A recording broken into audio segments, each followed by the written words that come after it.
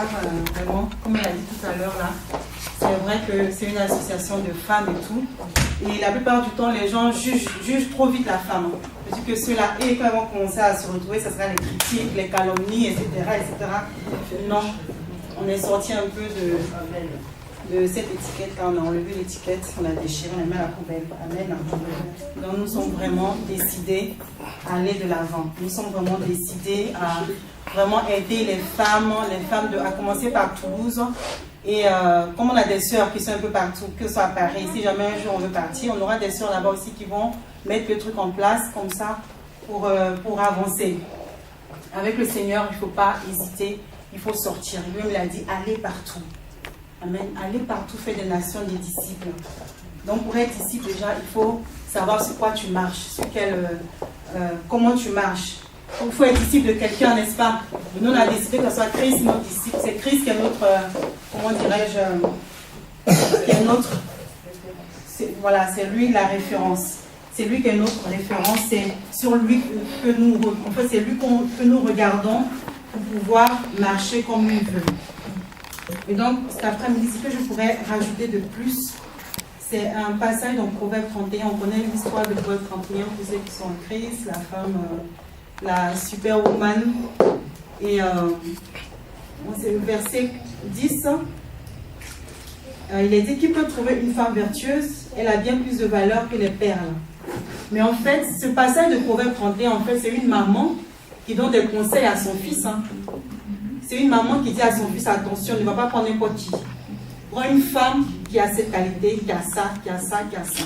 C'est une maman qui dit à son fils, si tu veux être heureux dans ta maison, si tu veux avoir le bonheur, avoir la joie, si tu veux vraiment être quelqu'un de bien dans la société, je te conseille, moi, en tant que mère, de prendre ces genres de femmes-là. Et c'est ce genre de conseil aussi que nous, en tant que mère, nous devons aussi donner à nos enfants.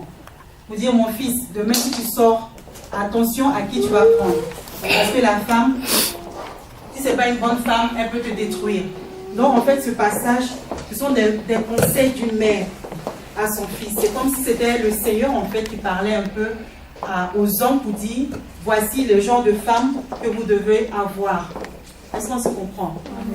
Moi, je parle toujours un peu dans le côté foyer parce que je sais que c'est là où ça pique beaucoup. C'est un peu comme le piment. C'est là où ça pique beaucoup. Donc, on sait, donc les hommes, en fait, à la base, il y a un homme parmi nous, peut-être qu'il va le dire. Mais tu vas voir un homme qui va beaucoup jouer dehors, mais il y a toujours une qui va le caler à la maison, comme on dit, qui va vraiment le serrer à la maison. Ça, une qui sera un peu son terminus en gros. Pourquoi? Parce que ce sont des conseils. Mon fils, si tu veux être heureux dans la vie, voici le genre de femme que tu dois avoir. Je vais lire un peu le passage. Qui peut trouver une femme vertueuse? Elle a bien plus de valeur que les perles. Donc, elle pose la question à son fils. Est-ce que tu penses que tu peux trouver une femme vertueuse, celle qui va te rendre heureuse? Elle a bien plus de valeur que les perles. C'est-à-dire, elle est plus même que des perles, les diamants, tout ce que tu connais, les émeraudes. Non, cette femme-là, elle dépasse tout cela. Elle dit, le cœur de son mari a confiance en elle. Et les produits ne lui feront pas défaut. Elle lui fait du bien et non du mal, tous les jours de sa vie. Elle se procure de la laine et du lin, et travaille d'une main joyeuse. Elle est comme un navire marchand, elle amène son pain de loin. Elle se lève lorsqu'il est encore nuit, et elle donne la nourriture à sa maison et la tâche à ses servantes. Je vais m'arrêter là, je continuerai après. Donc on voit que dans ce passage-là, la mère dit au fils, ben tu vois, le genre de femme que les hommes aiment en fait, en quelque sorte. Donc si tu veux être heureux, voilà la femme qu'il te faut. Et cet après-midi, je vais dire aux femmes, certes nous avons les qualités de tout ce que nous avons en fait, la liste de tout ce qu'une femme véritable doit être. Mais cette maman, elle a tout à fait raison. Pourquoi elle a raison? Parce que cette femme-là dont on parle dans ce passage-là, c'est une femme qui n'est pas paresseuse. Et c'est aujourd'hui ce que nous devons être. C'est une femme qui n'a pas peur en fait. C'est une femme qui n'a pas peur de mettre la main à la pâte. C'est une femme en fait qui est affermie en elle-même. C'est une femme qui a confiance. Parce que dans les premiers passages, on ne dit même pas que On ne parle pas tout de suite du mari, mais on voit déjà que c'est une femme qui est déjà accomplie, c'est une femme qui est bien en fait dans son corps. Et c'est ce que Grâce disait tout à l'heure, que c'est vrai, tu peux avoir le bon boulot du monde, tu peux avoir peut-être la belle voiture, mais comment toi-même tu te vois? Comment est-ce que tu te trouves? Qu'est-ce que tu attends en fait? Est-ce que tu attends que ça soit un homme qui vient t'entretenir, qui vient te faire du bien? Est-ce que tu attends qu'un homme vienne t'apporter de l'amour? Ou bien tu as ce quelque chose là que l'homme attend? Est-ce que vous me comprenez un peu? Parce que le Seigneur dit encore que celui qui a trouvé une femme a trouvé le bonheur. Donc c'est qu'il y a quelque chose de spécial, n'est-ce pas? C'est-à-dire quand un homme te trouve, il a le bonheur, en même temps il est dans la joie. Il dit, mais donc, c'est que nous-mêmes, nous avons quelque chose en nous. Nous sommes le bonheur en fait. Hein? Un bonheur personnifié.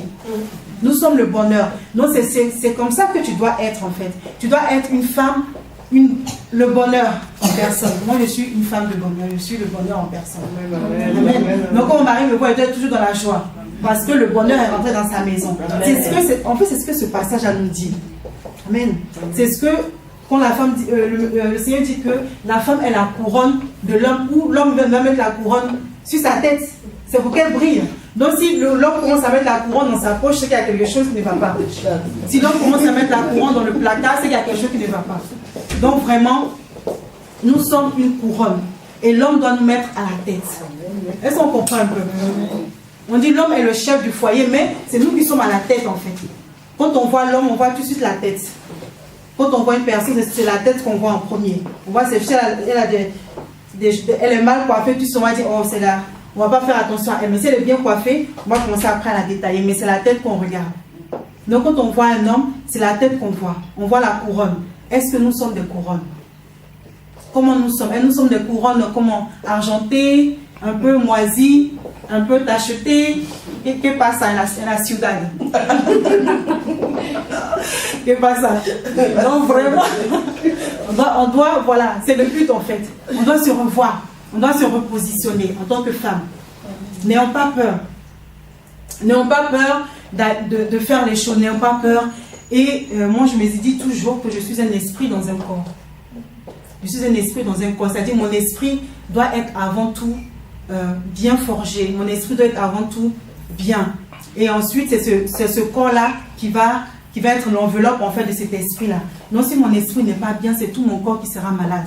Donc il est important que nous puissions travailler sur notre esprit. Il est important que nous puissions travailler sur nous-mêmes. Et nous avons cette grâce-là d'avoir le Seigneur.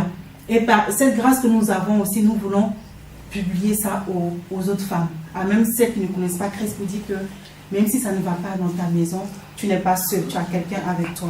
Même si ça ne va pas dans ton travail, tu peux te confier en une personne